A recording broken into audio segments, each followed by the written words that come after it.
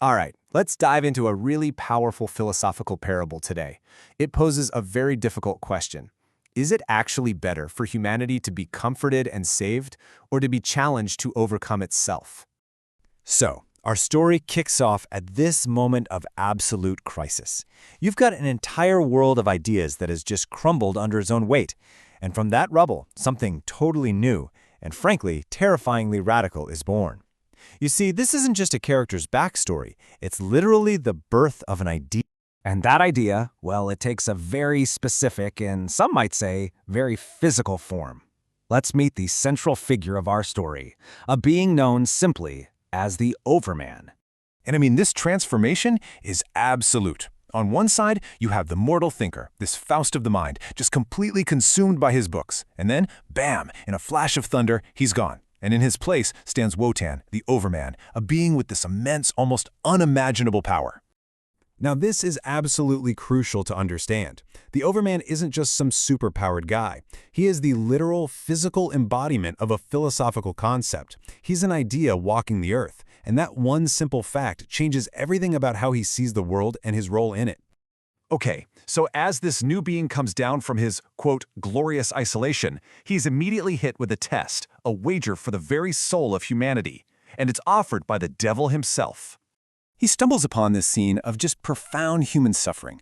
A city in ruins, its people in total despair, and they're all looking at him, begging for salvation. You know, it seems like the classic setup for a hero's journey, doesn't it? But of course, right on cue, another symbolic figure steps out of the shadows, Mephistopheles, the great tempter. He's the voice of cynical reason, and he presents the Overman with what seems like the only moral choice: be their savior. Give them that sweet oblivion of human comfort they're all crying out for. And here it is, the heart of the whole conflict laid bare. On one hand, you have the temptation to save, a path that's rooted in pity, that offers a comforting lie. But on the other hand, there's the call to surpass, a path that demands challenge, growth, and completely rejects the stagnation that comes with all that easy comfort. So, the stage is set. How does this living, breathing idea, this Overman, respond to the devil's wager? Let's take a look at his verdict. Wotan looks at all this suffering, and he does it without compassion. Now, this is where it gets really challenging. It's not because he's cruel, but because he sees that pity is actually a trap. He recognizes that the act of saving them would just prevent them from ever finding the strength to overcome their situation for themselves. He kicks off his thunderous verdict by just completely rejecting the roles they expect him to play. Nope, he will not be their general, and he will not be their priest. He flat out refuses to solve their problems for them. Wow. I mean, think about that.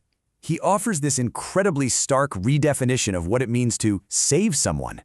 From his point of view, saving them isn't an act of kindness. It's an act that cements their weakness, keeping them frail, fearful, and at the end of the day, finished. And with that, he just lays his entire philosophy out in one incredibly powerful statement. His purpose isn't to fix humanity's current broken state, but to act as the catalyst for it to become something more. So, as you can imagine, this decision has some pretty shocking consequences. What actually happens when a god chooses to challenge mortals instead of just comforting them? Instead of offering a helping hand, he issues a command: surpass yourselves. He tells them that their comfortable beliefs are nothing but delusions. And then he turns his back on them and just walks away. He literally stepped over them, leaving them to face the challenge completely on their own. You know, this action completely shatters the devil's cynical worldview.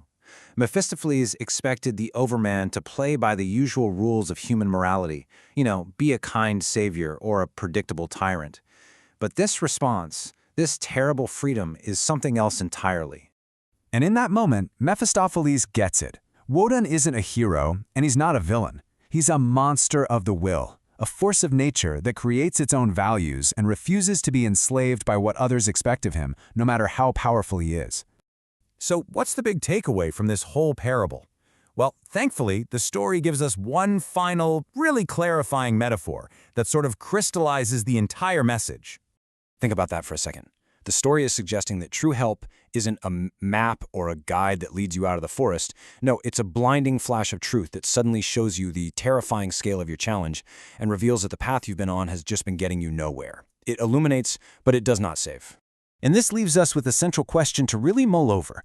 When we try to help other people, or even ourselves, what is truly more valuable in the long run? A comforting hand that keeps us exactly where we are, or a difficult, blinding truth that forces us to grow?